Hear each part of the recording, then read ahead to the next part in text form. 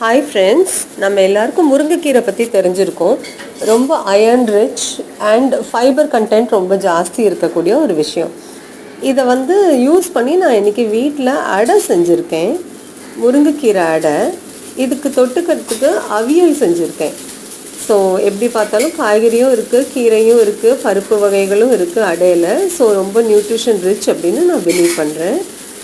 இந்த முருங்கைக்கீரை இப்படி தான் யூஸ் பண்ணோங்கிறது இல்லை. நீங்கள் இதை நல்லா ஃப்ரை பண்ணிவிட்டு இதை கார்ன்ஃப்ளேக்ஸ் மிக்சர் கூட ஆட் பண்ணலாம். கருவேப்பிலை சேர்க்கும் போது இந்த கருவேப்பிலை கூட இதையும் சேர்த்து ஆட் பண்ணலாம். அப்புறம் முருங்கைக்கீரை பருப்பு பொடி செஞ்சு, நம்ம நார்மலாக செய்கிற பருப்பு பொடியிலே முருங்கைக்கீரை போட்டு செஞ்சு அதை சாதத்து கூட பிசைஞ்சு சாப்பிடலாம். சாப்பிடாத குழந்தைங்க கூட சாப்பிட்ரும். உங்களுக்கு இது பிடிச்சிருந்ததுன்னா சப்போர்ட் பண்ணுங்கள். Thank you so much. உங்கள் வீட்டில் என்ன பிரேக்ஃபாஸ்ட்னு எனக்கும் சொல்லுங்கள். Have a good day.